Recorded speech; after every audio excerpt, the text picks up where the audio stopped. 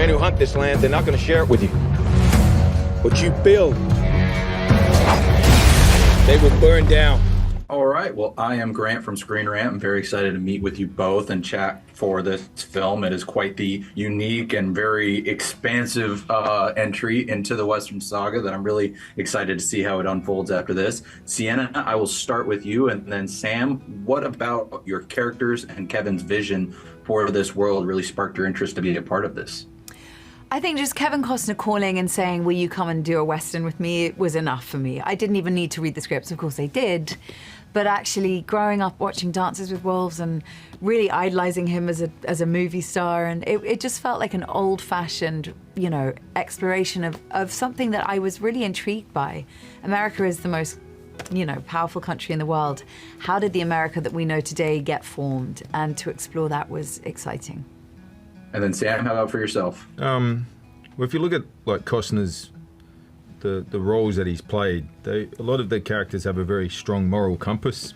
Elliot Ness, Jim in JFK, his character in 13 Days. Even the bodyguard is a strict set of rules that he applies to himself. So I kind of, he told me that first off and said, your character is interested in this, and this is how he sees the world, and then by doing that we get to challenge all of that. I thought that was unique, that the way he directs is a lot like how he acts. He comes at it as a very strong creative in looking at it from the inside out, and I thought that'd be cool to kind of work with someone like that. Well, I love that you both have gotten such a creatively rewarding experience from this thus far. And Sienna, I'll turn to you next for this next question, because Sam, you sort of have familiarity with getting to see a multi-film saga character arc play out with your work on Avatar. But Sienna, this is sort of does this seem kind of new, feel kind of new to you to see a character full story across multiple films already laid out for you? Yeah, I've never done a sequel. Nothing I've ever made has got to number 2. But I feel like I've done limited series, and within that scope, you have that time to explore. Obviously, I'm a huge movie fan. I want to make films, and I want people to go to the cinemas and see them. So to have that space to explore a life, which really we do in this from my character, was really appealing, yeah.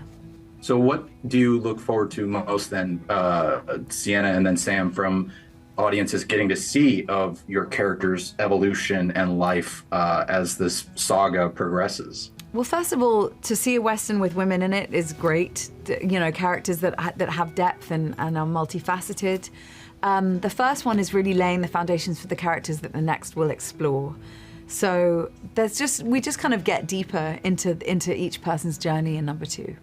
And then Sam, did you have anything you wanted to add for that for your character? Well, no, look, I like this idea. It reminded me of movies like The Towering Inferno and The Great Escape, where there's, a lot of characters, and they're all on their own separate journeys, and you're not necessarily just following one path or one plot. It's a journey movie, and so it's exciting as this saga progresses to see which characters drop out, which characters come in, which new characters appear, and I think that's an interesting kind of approach. It's very novelistic. Well, you've both mentioned Dances with Wolves, by the way, and I know that back on that film, Costner was very dedicated to practical everything, including costumes, set locations, and whatnot, and this film looks to have carried on that tradition, and I'd love to hear from both of you what that experience is like, and how that helps you really embody these characters to be in that period era wardrobe and in these desert locations and seeing other characters in this incredible costumes. Well, you step into a world that's fully formed and fully realized. That we weren't on sound stages. There weren't, everywhere you look, everything was perfectly in keeping with the period.